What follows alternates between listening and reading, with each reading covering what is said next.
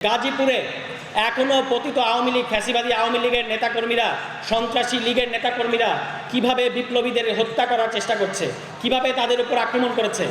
আমরা পুলিশ সহ সরকারের উদ্দেশ্যে পরিষ্কার বলতে চাই, আপনারা গণঅভ্যুত্থানের সরকার, এজন্য আমরা আপনাদেরকে সমর্থন করি, কিন্তু যদি কোনো বিপ্লবীর রক্ত ঝরে তাহলে কিন্তু আমরা আপনাদের মসনদ নিরাপদ থাকবে না। আমরা কিন্তু আপনাদের ক্ষমতায় বসিয়েছি, সুতরাং বিপ্লবীদের নিরাপত্তা দিতে হবে। যদি নিরাপত্তা দিতে না পারেন তাহলে নেমে যান, তাহলে আপনাদের আমাদের দরকার নাই। আপনাদের একমাত্র কাজ হচ্ছে বিচার করা। আমরা এখনো পর্যন্ত বিচারের কোনো দৃশ্যমান কোনো ধরনের উদ্যোগ দেখতে পাচ্ছি না। আমরা জানি না যে ভেতরে কী চলতেছে, কিন্তু বিচার নিয়ে যদি কোনো রকমের গড়িমসি করেন তাহলে কিন্তু এই বিপ্লবী জনগণ আপনাদেরকে একেবারেই ক্ষমা করবে না। সুতরাং বিচার হতে হবে, সংস্কার হতে হবে। রাজনৈতিক দলগুলো চায় না, এই জন্য সংস্কার করবেন না, এই জন্য কিন্তু আপনাদেরকে ক্ষমতায় বসানো হয় নাই। ফেব্রুয়ারি মাস কিন্তু আপনারা জানেন যে এরশাদ আমলেও এই ফেব্রুয়ারি মাসে ছাত্র নেতৃত্ব যারা তখন শিক্ষার দাবিতে আন্দোলন করছিলেন, যারা স্বৈরাচার বিরোধী আন্দোলন করছিলেন, তাদের উপর জেনারেল এরশাদ ট্রাক উঠিয়ে হত্যা করেছিলেন। এবং সেই ফেব্রুয়ারি মাসে আমরা আছি, এরশাদের বিরুদ্ধে আমরা সংগ্রাম করেছি। এরশাদের বিরুদ্ধে এদেশের ছাত্র সমাজ, রাজনৈতিক দল সবাই মিলে এরশাদকে পতন ঘটিয়েছে, কিন্তু নির্মম পরিহাস হচ্ছে এই রাজনৈতিক দলগুলো এরশাদকে আবারও ক্ষমতায় বসিয়েছে। এরশাদকে তারা 91 সালের নির্বাচনে এরশাদ 35টা আসন পেয়েছে।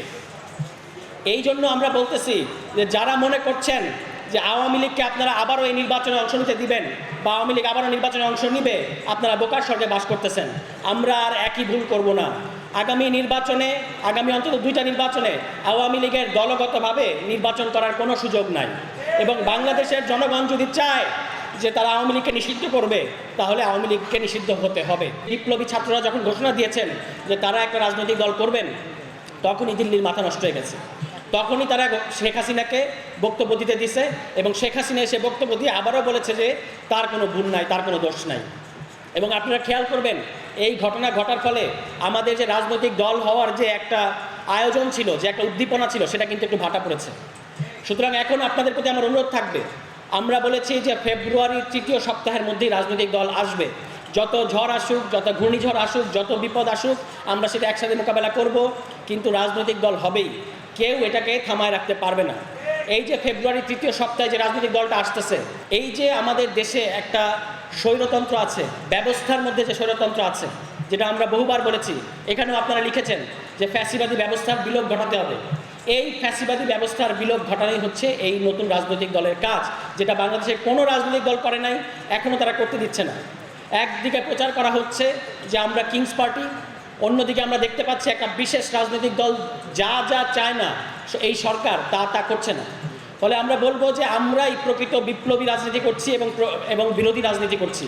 আর এখন ইতিমধ্যেই ক্ষমতায় চলে গেছে, নির্বাচনের মাধ্যমে ক্ষমতায় যাওয়ার আগেই কিছু দল এই বিপ্লবীদের ঘাড়ে চড়ে এই বিপ্লবের উপর পা রেখে তারা ক্ষমতায় চলে গেছে।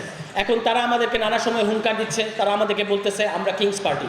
আপনারা এই সমস্ত কথায় বিভ্রান্ত হবেন না, কারণ বাংলাদেশে কারা কিংস পার্টি এই ইতিহাস আমরা সবাই জানি। কাদের শুরু হয়েছিল কিভাবে, কাদের শুরু হয়েছিল ক্যান্টনমেন্টে, আর কাদের শুরু হয়েছিল সংবিধানের মধ্য দিয়ে সকল দলকে নিষিদ্ধ করে বাকশাল গঠনের মাধ্যমে, এই সবই আমরা জানি। আর আমাদের যে রাজনৈতিক দল আসতেছে, এই রাজনৈতিক দলের শুরুটা কিন্তু একটা অত্যন্ত বিপ্লবী এবং অত্যন্ত গৌরবজনক।